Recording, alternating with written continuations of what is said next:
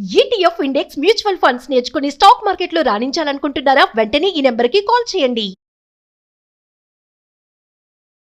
నమస్తే, welcome back to Suman TV. Present మనతో పాటు ఉన్నారు తోడు నీడ ఆర్గనైజేషన్ నుంచి రాజేశ్వరి మేడం.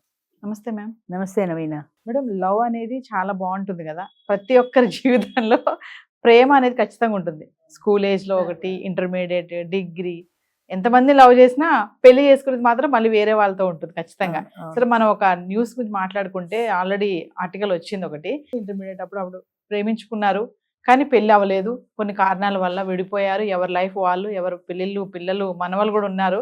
60 ఏళ్ల తర్వాత మళ్ళీ వాళ్ళు పెళ్లి చేసుకున్నారంటే చాలా ఆశ్చర్యం. అది కేరళ స్టోరీ కదా, కెనడా స్టోరీ. ఒకసారి మరి పేపర్లో. మీరు చెప్తే దాని గురించి బాగుంటుంది. ప్రేమకు వయస్సు లేదు, ప్రేమకు మనసే గాని వయస్సుతో సంబంధం లేదు అనడానికి ఇది ప్రత్యక్ష ఉదాహరణ. ఎందుకంటే 60-70 ఏళ్ళు వచ్చి ఇప్పుడు ప్రేమ ఏమిటి అనుకుంటాం, కానీ ఆ వయసులో కూడా ప్రేమ పుడుతుంది. ఇంకెంతకంటే ప్రత్యక్ష సాక్ష్యం ఏం కావాలి? వాళ్ళు చిన్నప్పుడు ఏ కాలేజీలో చదువుకునే రోజుల్లోనో ప్రేమించుకున్నారు. కారణాంతరాల వల్ల ఏదో కులాంతర వివాహమో ఏదో వాళ్ళు ఒప్పుకోలేదు. ఎవరి పెళ్ళిళ్ళు వాళ్ళకి అయిపోయి, ఎవరి జీవితాలు వాళ్ళకి అయిపోయాయి. గతాన్ని కూడా వాళ్ళు నెమ్మదిగా మర్చిపోయింటారు. ఇద్దరు పార్ట్నర్స్ని పోగొట్టుకున్నారు అనుకుంటాను. ఆయన భార్య, ఈమె భర్త ఇద్దరు చనిపోయారు. ఎక్కడో ఏదో ఫంక్షన్లో అనుకోకుండా ఇద్దరు కలిశారు. ఈమె షార్ట్ ఫిలిమ్స్ తీస్తుందంట. దాదాపు 30 ఏళ్ల తర్వాత 40 ఏళ్ల తర్వాతనో ఇద్దరు అనుకోకుండా ఒక ఫంక్షన్లో కలిశారు. లేదా షార్ట్ ఫిలిం తీస్తున్నప్పుడు ఈయన ఆవిడని గుర్తుపట్టి ఆవిడ ఎవరు ఏంటి అనేది ఎంక్వైరీ చేసుకున్నాడు. ఎంక్వైరీ చేసుకున్న తర్వాత ఆమె సో అండ్ సోని వేరే బౌట్స్ తెలిసాయి. ఇద్దరు కలిసి మాట్లాడుకున్నారు. మాట్లాడుకున్నప్పుడు వాళ్ళ పాత ప్రేమ మళ్ళీ చిగురించింది. అంతే అనుకోవాలి కదా, అప్పటికి ఆయనకు ఒక 60 ఏళ్ళు ఉన్నాయి, ఇంకా ఎక్కువే ఉన్నాయి. వాళ్ళ పాత ప్రేమ మళ్ళీ చిగురించిన తర్వాత అనుకున్నారు, మనకిద్దరికి పార్ట్నర్స్ ఎలాగూ లేరు కదా, మళ్ళీ మనం ఎందుకు పెళ్లి చేసుకోకూడదు అని. అప్పటికి ఈమెకు పిల్లలకు పెళ్ళిళ్ళు అయ్యి సెటిల్ అయిపోయారు, ఆయన సెటిల్ అయిపోయారు. ఇద్దరు ఫ్రీ బర్డ్స్. సో అంచేత పాత ప్రేమను మళ్ళీ చిగురింపజేసుకోవాలి. మనకి ఇది వరకు ధైర్యం సరిపోలేదు, ఇప్పుడు మనకి ప్రాబ్లమ్స్ ఏమీ లేవు కాబట్టి మనం పెళ్లి చేసుకుందామని ఒక నిర్ణయానికి వచ్చారు. మళ్ళీ పెళ్లి చేసుకున్నారు. పిల్లలు కూడా ఇక్కడ అంగీకరించడం చాలా అది ఇంకా ఎక్కువ విశేషం. చాలా చోట్ల పిల్లలు ఒప్పుకోరు. ఇప్పుడు మా దాంట్లో ప్రాబ్లం కూడా అదే, చాలా మంది పిల్లలు ఒప్పుకోరు. ఎందుకంటే అది పరువు నష్టం అంటారు, అదేదో పరువుకు సంబంధించిన విషయం అని. పిల్లలు ఒప్పుకున్నారు, వీళ్ళు ఒప్పించారు. కారణం ఏదైనా కానీ మొత్తం మీద ఆనందంగా పెళ్లి చేసుకున్నారు. ఇష్టపడ్డ వ్యక్తులతో హ్యాపీగా సుఖ సంసారం సాగిస్తున్నారు 60 ఏళ్లలో. అందుకే అంటున్నారు, ప్రేమకి మనసే కానీ వయసు లేదని. 60 ఏళ్ళు అయితే ఏం కాక, ఇద్దరు చిన్నప్పటి స్నేహభావమే వాళ్ళ మైండ్లో ఉండిపోయింది.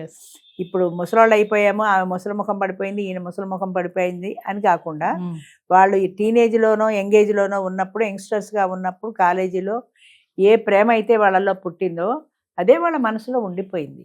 అంచేత అది తప్పనిసరిగా దాన్ని పండించుకోవాలనుకున్నారు. అవకాశం కలిసి వచ్చింది, పండించుకున్నారు. కానీ కొన్ని విషయాల్లో మేడం, పిల్లలు నిజంగానే చాలా అంటే స్వార్థపరులు అనుకోవాలా ఏమనుకోవాలో తెలియదు, కానీ కొంతమంది ఒప్పుకోరు అసలు.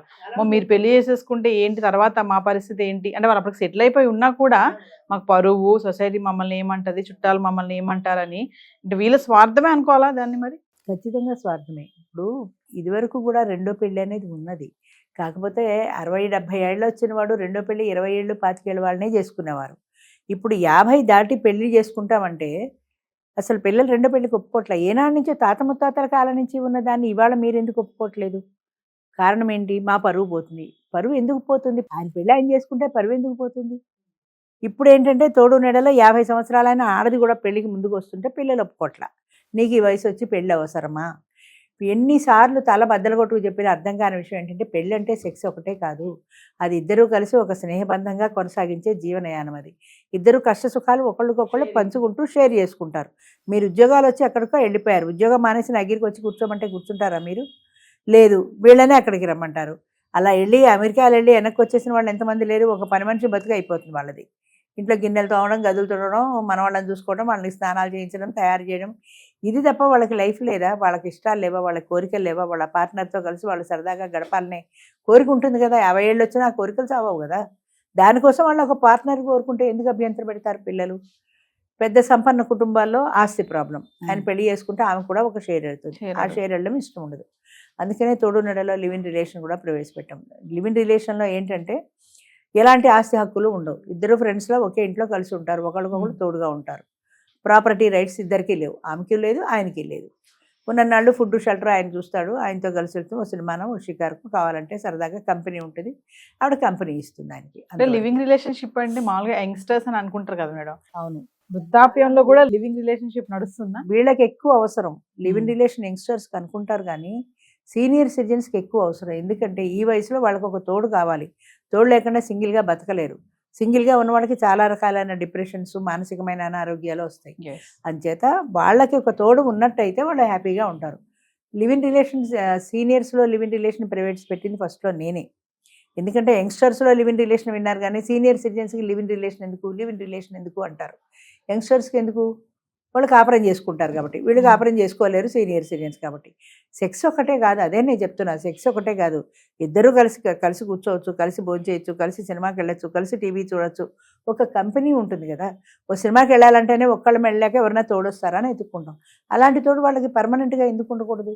వాళ్ళు ఏం పిల్లల్ని కనడానికి పెళ్లి చేసుకోవట్లే 60 ఏళ్ల వయసు. పిల్లలు పుడతారనే బాదరబందీ కూడా లేదు. పిల్లలు పుడితే మళ్ళీ ఏమైనా వాటాకు వస్తారేమో అనే భయం, ఆ భయం కూడా లేదు కదా. ఆ ఇద్దరు, ఆమెకు ఒక తోడు కావాలి, ఆయనకు ఒక తోడు కావాలి అన్నది పిల్లలు ఎందుకు అర్థం చేసుకోరు? మీకు మీ భార్యతోటో మీ భర్తతోటో మీరు హ్యాపీగా జీవిస్తున్నారు. అలాంటి తోడు తండ్రికి ఒక ఆడది అవసరమో, తల్లికి ఒక మగ తోడు అవసరమో అన్న విషయాన్ని వాళ్ళు ఎందుకు గుర్తించరు? అది గుర్తించలేకపోతున్నారు. రెండు, పరువు పోయింది అంటారు. ఎందుకు పోతుంది పరువు? అవును, పెళ్లి చేసుకున్నారు, నేనే చేశాను, మా అమ్మ ఒంటరిగా ఉంది, పెళ్లి చేసుకున్నారు, మా నాన్న ఒంటరిగా ఉన్నాడు, నేనే పెళ్లి చేశాను అని చెప్పండి. ధైర్యం లేదు. అదే ఎందుకు ధైర్యం లేదు అంటాను. ధైర్యంగా నిలబడాలి.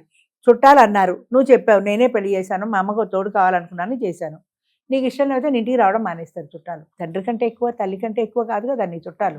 నిన్ను అర్థం చేసుకొని చుట్టాలు అసలు నీకెందుకు? ఇప్పుడు నేనే ఉన్నాను, ఈ తోడు నేడా మహా పాపకార్యం చేస్తానని బోలెడు మంది నాతో మాట్లాడనివాడు. మా బంధువుల్లో, మా స్నేహితుల్లో, నేను వర్క్ చేసిన స్కూల్లో చాలామంది మాట్లాడరు. ఎందుకంటే ఇదేదో తప్పు పని చేస్తున్నానని. ఇది తప్పు కాదు, చట్టం ఒప్పుకుంది, శాస్త్రం ఒప్పుకుంది, ఒప్పుకుంది ఏమైనా ఉంటే మన మైండ్ సెట్ ఒకటే. దాన్ని మనం మార్చుకోలేకపోతున్నాం. నువ్వు మార్చుకోక, రేపు పొద్దున్న నీ పెళ్ళాన్ని చేస్తేనే, నీ మొగుడు చేస్తేనే నువ్వు పెళ్లి చేసుకో కదా, నీ ఇష్టం. కానీ వాళ్ళని ఎందుకు చేసుకోవద్దంటే, నాకు తోడు కావాలి మరో అన్న వాళ్ళని ఎందుకు అర్థం చేసుకోరు? నీకు తోడు రావడానికి వీల్లేదు, నువ్వు పెళ్లి చేసుకోవడానికి వీల్లేదు. పెళ్ళి అయ్యాక కూడా కొత్త సమస్యలు వస్తున్నాయి మా దాంట్లో. పెళ్ళి అయిన తర్వాత ఇప్పుడు మీ ఛానల్ వాళ్ళు ఎవరో ఇంటర్వ్యూకి పిలుస్తారు వాళ్ళని, వాళ్ళు రారు. పెళ్లి చేసుకున్నారు కదమ్మా, ఇంక మీకు భయం ఏంటంటే, మా పిల్లలు ఒప్పుకోవట్లేదండి. పెళ్లి చేసుకున్నావు, నోరు మూసుకొని చేసుకున్న దాని ఇంట్లో కూర్చోక రోడ్డు ఎక్కి టీవీలో ఎందుకు కనపడ్డా మా చుట్టాలందరూ ఫోన్లు చేసి మమ్మల్ని అడగరా? ఇప్పుడు ఎదరు అడిగితే జవాబు చెప్పే ధైర్యం నీకు ఉండాలి. ఆ పిరికితనంతో వాళ్ళని ఎందుకు పెళ్లి చేసుకోవద్దంటారు? పెళ్లి చేసుకోవద్దంటే మీడియా ముందుకు రావద్దంటారు ఎందుకు? వాళ్ళు పెళ్లి చేసుకున్నారు కాబట్టి ధైర్యంగా చెప్తున్నారు కాబట్టి 10 మంది చూసి ఇన్స్పైర్ అయ్యి ఇంకా ముందుకు వచ్చే అవకాశం ఉంటుంది కదా. వాళ్ళు పెళ్లి చేసుకున్నారు, వాళ్ళు హ్యాపీగా ఉన్నారని. అది అర్థం చేసుకోరు పిల్లలు. కొంతమంది పిల్లలు అర్థం చేసుకుంటారు, కానీ పెళ్లి చేసుకుని మీ ఇంట్లో మీరు సైలెంట్గా ఉండండి, బయటికి రాకండి, ఎవరికి చెప్పండి. కానీ ఇక్కడ ఈ విషయంలో మాత్రం పిల్లల్ని హ్యాట్స్ ఆఫ్ చెప్పాలి. వాళ్ళు ఒప్పుకొని వాళ్ళిద్దరికి మళ్ళీ పెళ్లి చేయడము, అంటే చిన్ననాటి ప్రేమ 60 ఏళ్లలో మళ్ళీ వాళ్ళు వాళ్ళు అర్థం చేసుకొని వాళ్ళ పెళ్లి చేయడం అనేది చాలా గొప్ప విశేషం. అలా ఎంకరేజ్ చేస్తే పిల్లలు కూడా ఇంకా చాలా మంది ముందుకు వస్తారు. ఒంటరితనం అనే దాంట్లోంచి బయటపడలేని వృద్ధులకి ఇది ఒక సువర్ణ అవకాశంగా భావించాలి. అంతేగాని ఈ వయసులో మీకు పెళ్ళేందుకు, ఈ వయసులో మీకు పెళ్ళేందుకు. పెళ్ళి అనేది తోడు కోసం, అది మర్చిపోతున్నారు. పెళ్ళి అనేది సంసారం చేసి పిల్లల్ని కనడానికి మాత్రమే కాదు, ఒక జీవితకాలము ఒక మనిషి తోడు ఉంటుంది అని. ఆ తోడు చనిపోయినప్పుడు ఇంకొక తోడు వెతుక్కోవడంలో తప్పులేదు కదా. అది అర్థం చేసుకోవాలి పిల్లలు కూడా. అక్కడ ఏంటంటే పిల్లలు కూడా అర్థం చేసుకున్నారు కాబట్టి వాళ్ళు మిగిలిన జీవితమైనా శాశ్వత జీవితాన్ని హ్యాపీగా గడపగలుగుతారు. Heads off to them. Thank you Naveena.